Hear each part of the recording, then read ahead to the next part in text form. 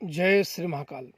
कई नए पुजारी साधक यह जानने के प्रयास में लगे रहते हैं कि हमारे ऊपर ऐसा क्या संकेत हो जिससे पता चले कि हमारे ऊपर शक्तियों की कृपा होने लगी है।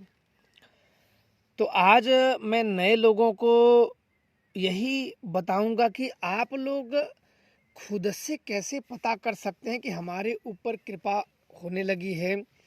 हमारा शरीर क्या हमें इंडिकेशन देता है जिससे हम ज्ञात कर सकते हैं कि हमारे ऊपर शक्तियों की कृपा होने लगी है। हम उसे पहचान सकते हैं, हमारे शरीर में परिवर्तन होने लगते हैं। नॉर्मली जब कोई साधक पूजा भक्ति आराधना शुरू कर देता है तो उन ऊर्जा के एकत्रित होने के कारण उसके शरीर में कुछ बदलाव होने लगते हैं, कुछ चेंज होने लगते हैं। वो मैं आप लोगों को बताऊंगा जिससे आप लोग बड़े ही सरलतापूर्वक यह ज्ञात कर सकते हैं कि आपके ऊपर देवी या देवता की पूजा जिसकी कर रहे हो कृपा होने लगी है। बस हमको निरंतर करते रहना। देखो, जब अधिकांश लोग पूजा करते हैं तो करते समय वो करने लगते हैं, पर कुछ समय के बाद वो ऊब जाते हैं तो उन्हें ज्ञात नहीं होता है कि उनके ऊपर कृपा हुई है कि नहीं। उनके ऊपर कृपा हुई है जानने का एकमात्र उपाय होता है, जब सुन लो ध्यानपूर्वक, जब आप पूजा के लिए बैठोगे तो पहला जो उसमें कारण पता चलेगा, आपका शरीर भारी हो जाएगा।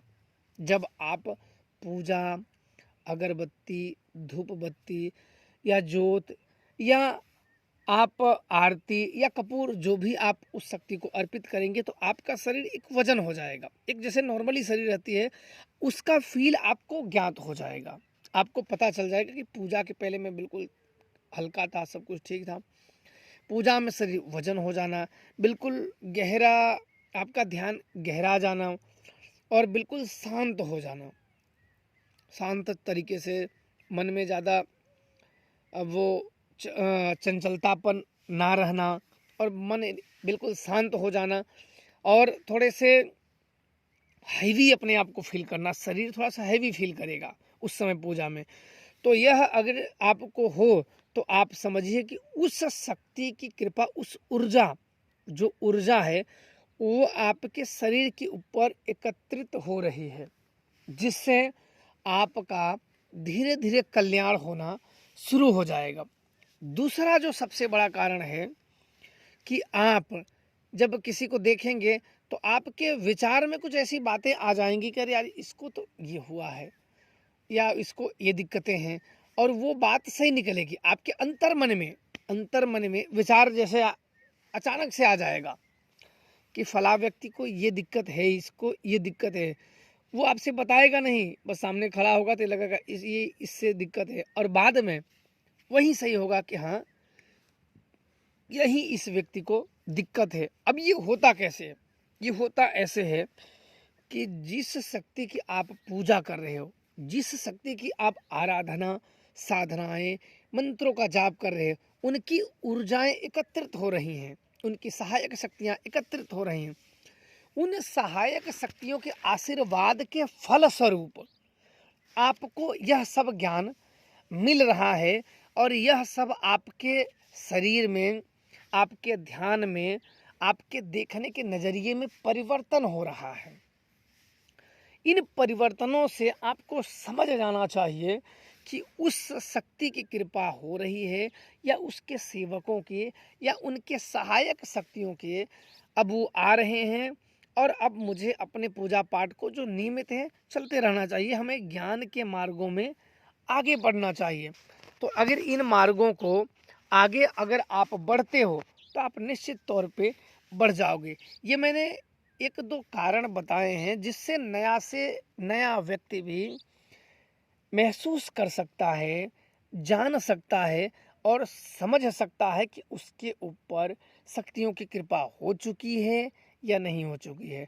किसी भी बाहरी शक्ति, बाहरी ताकतें अगर हमारे ऊपर या तो हमला करें या तो आशीर्वाद दें तो हमारा शरीर उसका इंडिकेशन दे देता है। बस सामने वाले को समझने की देर होती है। सामने वाले में होता है कि सामने वाला समझदार कितना है, वो कितना समझ पाता है और इन चीज़ों को पहचान पाता है। तो इन सब चीज़ों में मैंने कई पहचान आप लोगों को बताई है, जिससे आप बड़े ही सरलतापूर्वक किसी के पास नहीं जाने से ही आप स्वयं ही अंदाज़ा लगा सकते हैं, महसूस कर सकते हैं और इन चीज़ों को आप आगे बढ़ सकते हैं। कभी-कभी क्या होता है कि कोई ऐसे लोगों से आप लोग जाँच करा लेते हो, जो उस शक्तियों को छुआ-छित द्वारा विनाश कर देता है। कई लोगों के साथ ऐसा होता है कि वो रहते तो ठीक भले रहते हैं, शक्तियों की कृपा भी रहती है, पूजा भी बढ़िया करते हैं।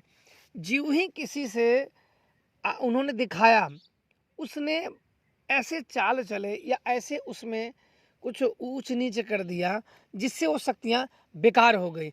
अब वो बेचारा पाने के लिए फिर दर-दर की ठोकरें खाते हैं। तो इसलिए आप लोग समझ बूझ के काम करें। आपने बड़ी मेहनत से ऊर्जाओं को एकत्रित किया है, तो उसे यूं ही व्यर्थ ना ही करना चाहिए।